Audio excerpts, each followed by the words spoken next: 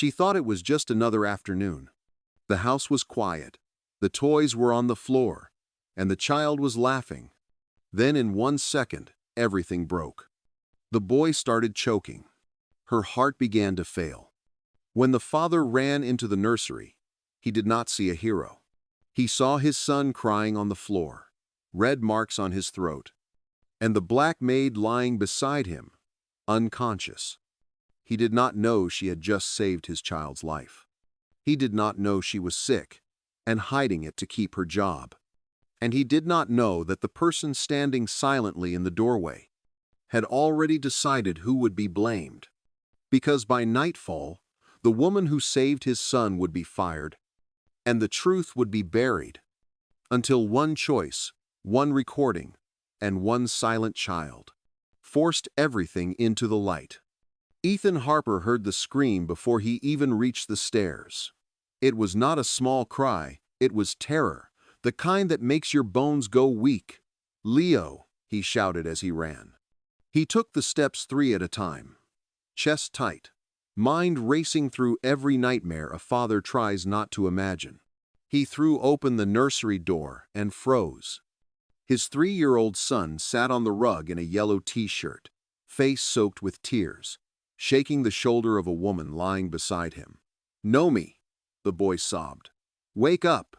Naomi Brooks, his black maid, was not moving. Ethan dropped to his knees. He pulled Leo into his lap first.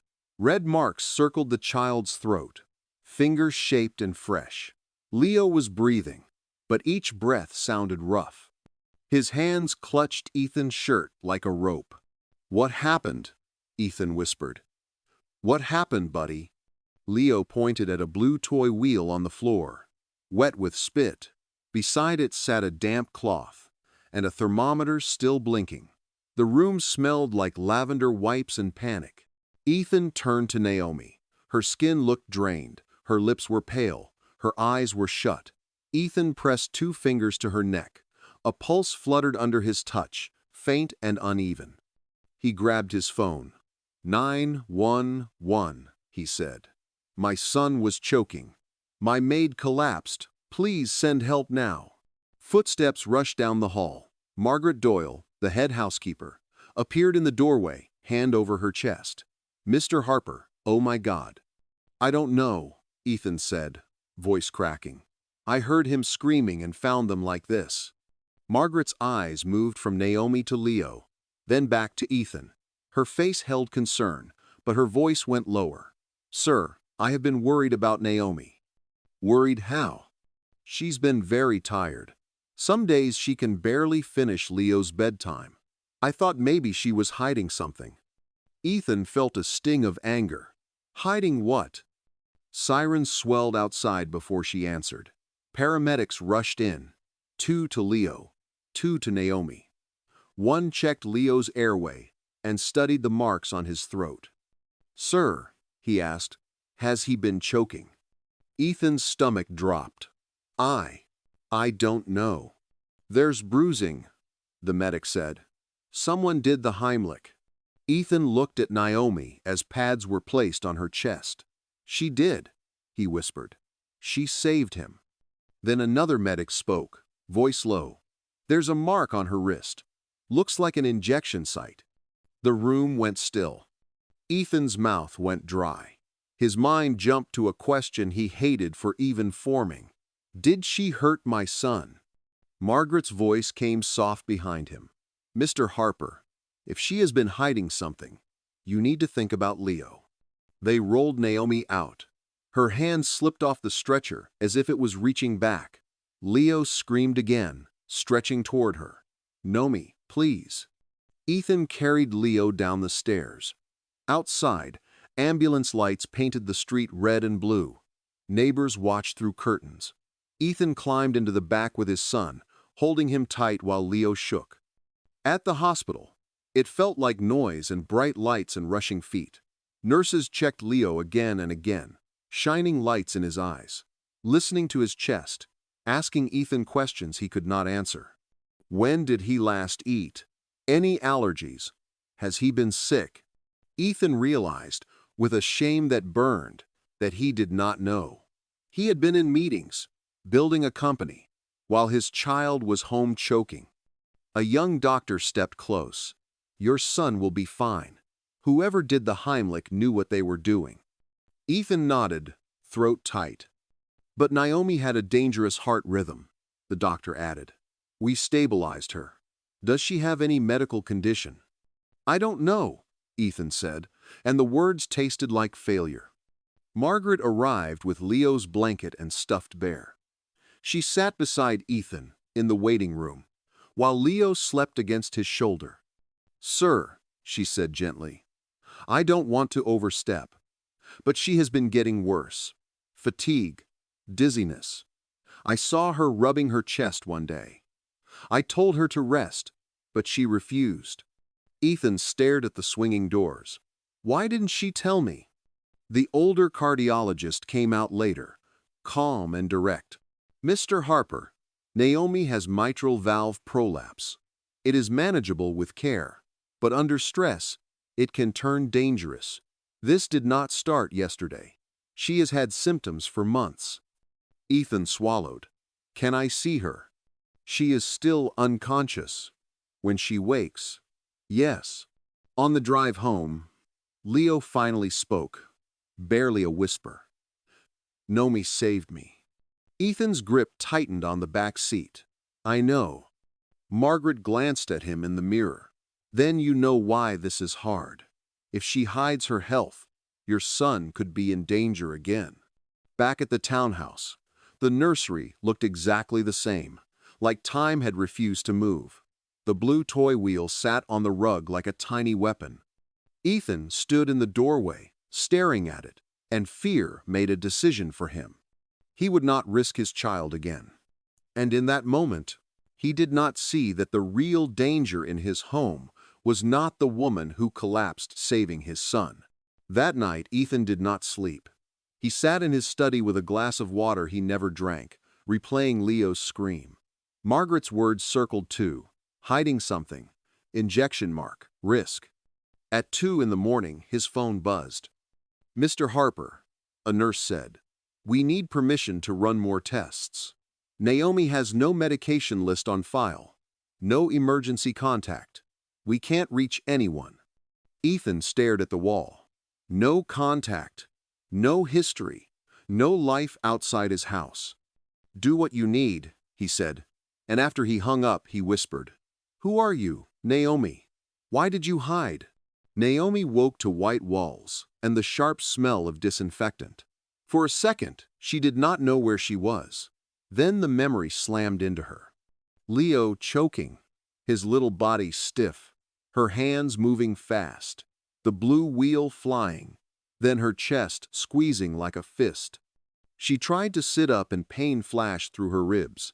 A nurse hurried in. "Miss Brooks, stay still." "Leo," Naomi gasped. "Is he okay?" "He's okay," the nurse said. "He's home." Relief broke through Naomi, and tears slid down her face. But the nurse's eyes stayed guarded, like she had been told to keep distance. A cardiologist, Dr. Elaine Sutton, came in later with a hard voice and a kind look hidden under it. "You have mitral valve prolapse," she said. "It can be managed, but yours has been untreated. Yesterday's stress triggered a dangerous rhythm." Naomi nodded, staring at her hands. She had felt it for months. The dizziness, the short breath. The nights her heart raced so loud she thought the neighbors could hear it. "Why didn't you get care?" Dr. Sutton asked. Naomi's throat tightened. "I couldn't lose my job." The doctor held her gaze. "If you ignore this again, you may not wake up next time."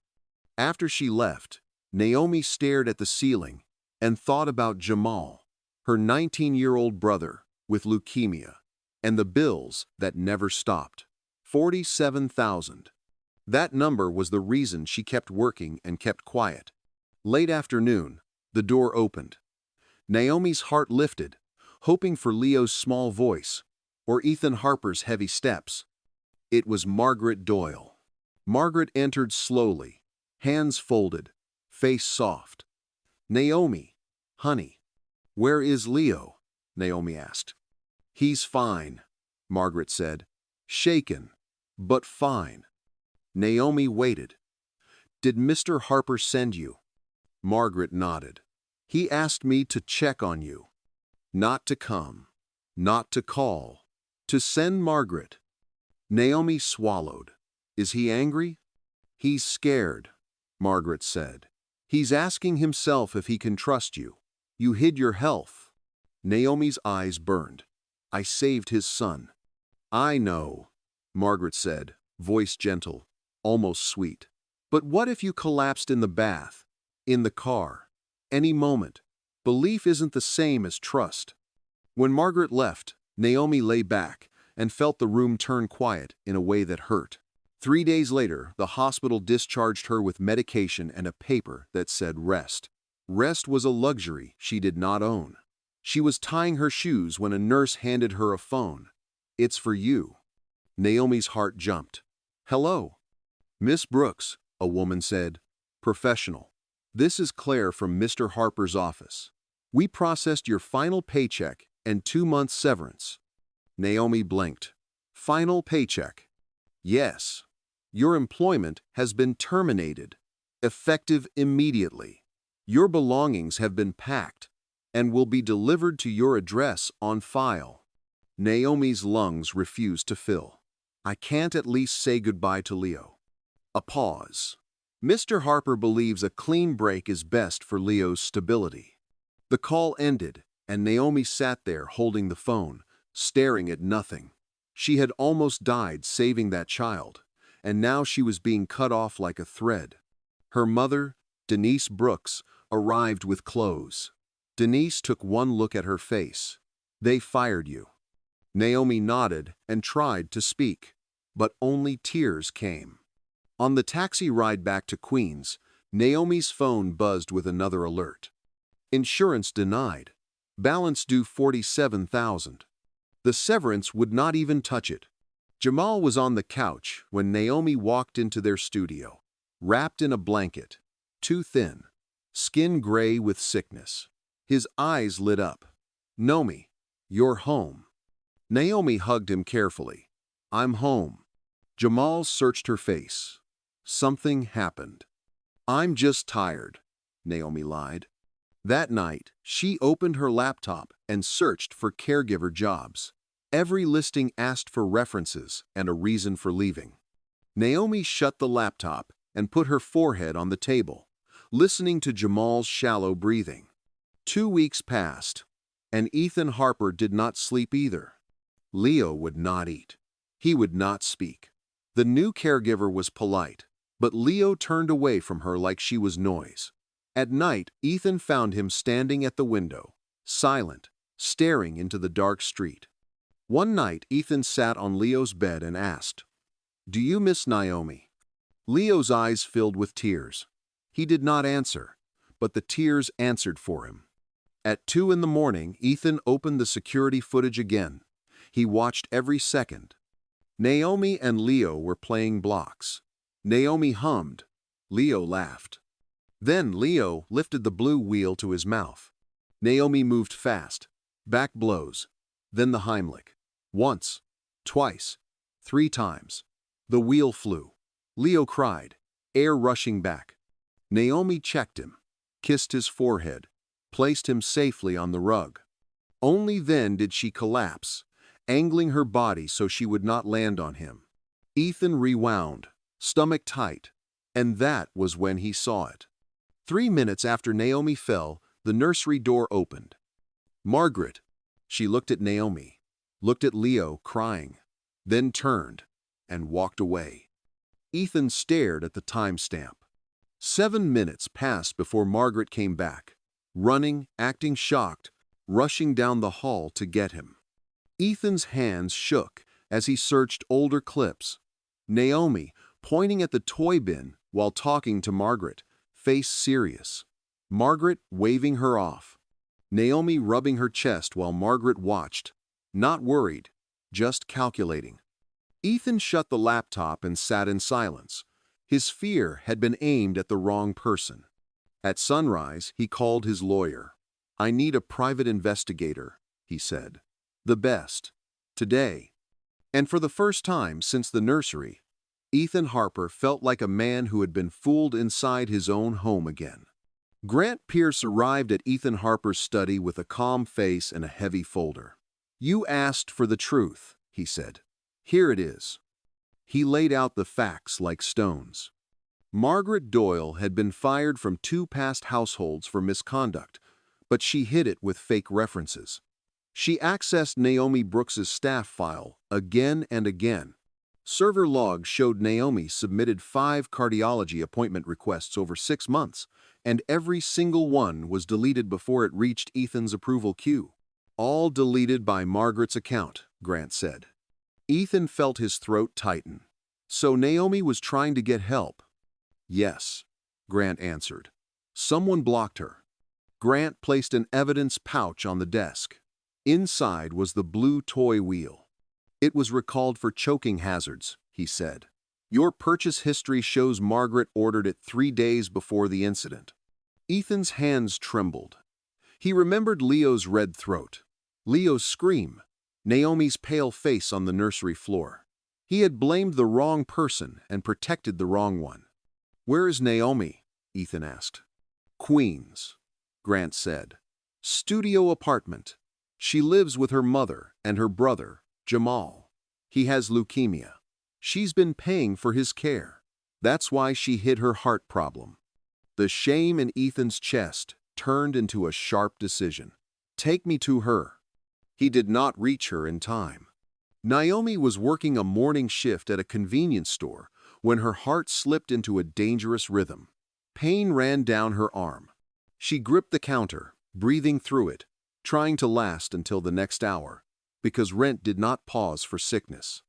She made it to the coffee shop, then her vision blurred. She reached for the counter, missed, and went down. When she woke, she was in an ambulance again. A paramedic leaned over her. Miss Brooks, you collapsed at work. Your heart rate is irregular. We're taking you in. Naomi's eyes filled. I can't afford this. You can't refuse like this, he said, firm but not harsh. At the hospital, Dr. Elaine Sutton appeared, the same cardiologist who warned her before.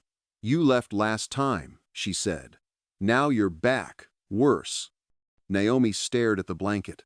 My brother is dying, she whispered. Dr. Sutton pulled up a chair. Tell me. Naomi told her everything. Jamal's leukemia, the denied bills, the $47,000, the firing, the 2 jobs, the fear that if she stopped, Jamal would not make it. Dr. Sutton listened, then stood. There may be another way, she said. Let me make a call. That call reached Ethan. Ethan arrived at the hospital with Leo. The boy held his hand tight, quiet the whole walk, eyes wide like he knew something important lived behind that door. Ethan stood outside Naomi's room for a long minute, then stepped in. Naomi lay in bed, wires on her chest, face tired and guarded. She turned her head, saw Ethan, and froze. Then she saw Leo.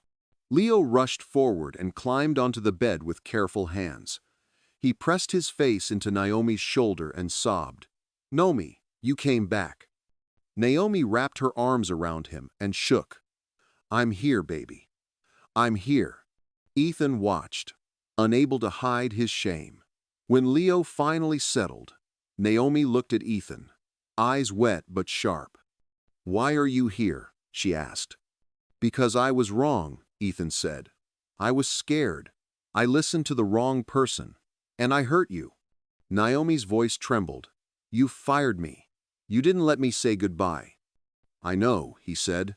I will regret that for the rest of my life. He told her what Grant found. The deleted appointments, the planted recalled toy, the 7 minutes Margaret walked away while Leo cried beside her. Naomi covered her mouth with her hand, shocked, then angry, then broken. Ethan placed a folder on her bedside table. Jamal's treatment, he said. A major cancer center accepted him into a program. Full coverage. No cost. Naomi stared at it like it was impossible. "I can't take your money." "It's not pity," Ethan said. "It's repayment. You saved my son's life while your own heart was failing. I failed you." Tears slid down Naomi's cheeks. "I only wanted my brother to live." "And he will," Ethan promised, "because you kept showing up." That same day, Ethan called the police. Officers met him at his townhouse and spoke to Margaret Doyle with calm voices and firm hands. When they mentioned server logs and security footage, Margaret's face finally cracked. "This family needs me," she snapped. "No," Ethan said quietly. "My son needed Naomi." They led Margaret out. In the weeks that followed, Naomi began proper treatment for her heart. Jamal was admitted into the cancer program the next day. Denise, Naomi's mother, cried in the hospital hallway until her knees gave out, not from weakness, but from relief. Leo changed too. He ate again. He laughed again. He slept through the night again. He drew pictures for Naomi and taped them to her wall, stick figures holding hands under a big sun. Months later, Jamal's cheeks filled out. His hair returned in soft curls. The doctor used a word Naomi had been afraid to hope for: remission. On a quiet evening, Naomi stood in Ethan's garden, watching Leo chase bubbles across the grass. Ethan sat nearby, present, not distracted, eyes on his son. Naomi touched the scar on her wrist and the ache in her chest and understood something simple. Sometimes the people we overlook are the ones God sends. And sometimes the lesson is not just about being saved, it is about learning to see. Ethan turned to Naomi. "If you ever come back to our home," he said, "it will be as family, with respect." Naomi nodded, and Leo smiled. In the end, the truth came out, not because it was easy, but because it refused to stay hidden. The woman everyone doubted was the one who saved a life. The danger everyone feared was never the maid. She lost her job, her strength, and almost her life. Yet she never stopped showing up for the people she loved. And when the truth finally surfaced, it didn't just expose betrayal. It healed a broken child, saved a dying brother, and rebuilt a family that had almost torn itself apart. This story is a reminder that sometimes the people we overlook carry the greatest courage, and the quietest hearts hold the strongest love. If this story moved you, don't forget to like, subscribe, and share. Tell us in the comments where you're watching from and who you believe was truly at fault. Because sometimes the ones we almost lose are the ones who were saving us all along.